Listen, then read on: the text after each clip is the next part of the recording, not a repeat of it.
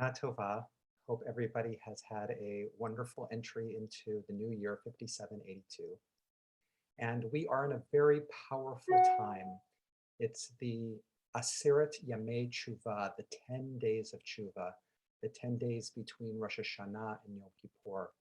And these days, our Rabbi Moses Maimonides, the Rambam, 13th century rabbi, says is so powerful to be able to affect our own interchange, because it's not only our own desires for aligning ourselves with our own vision of who we want to be in the world and how we can be on the world, but there's all this collective energy and consciousness among the Jewish people all over the world during this time, also being able to direct energy in this place.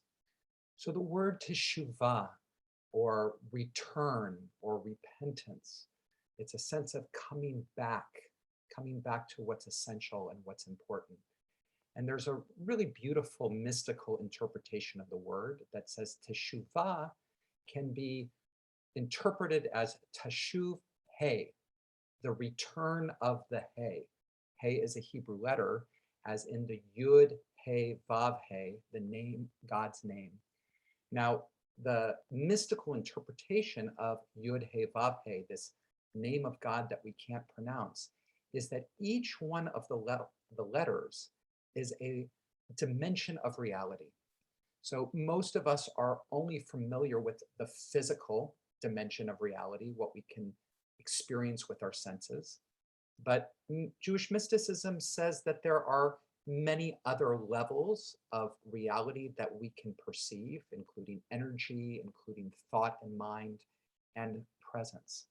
So the Hey in the Yud Hey Vav Hey refers to that physical aspect, the in the world aspect, the aspect that Kabbalah calls Malchut, or kingdom, really our own lives, the details, the ins and outs of our lives.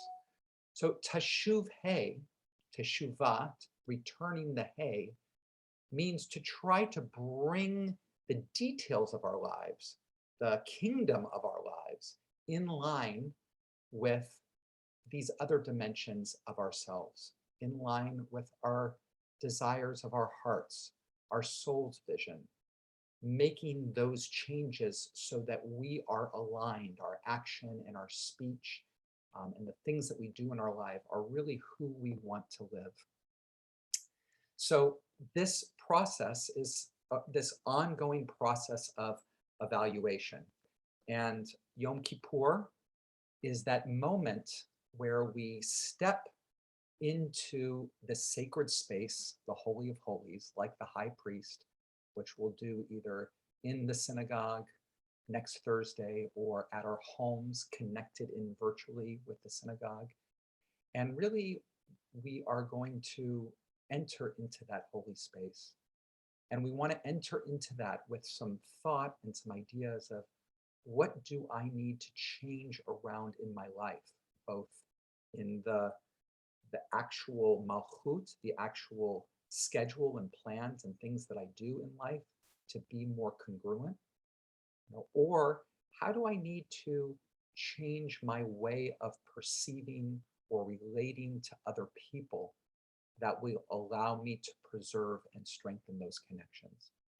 So these are the questions that we ask this week so that we can enter into the Holy of Holies.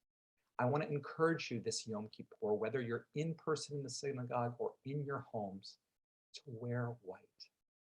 It's a simple thing, but it's a lot to what we wear, what we choose to take on, can have a lot of power and intention by the space that we want to inhabit. So let your dress reflect what you want to embody on this holiday.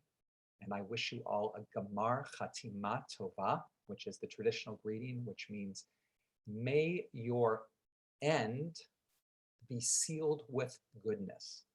What's the end? The end of this period of 10 days, this end of this period of reflection. May that end be sealed up like the gates closing in Ne'ilah at the end of Yom Kippur. And may the whole process be filled with goodness. Gamar Chatima Tova.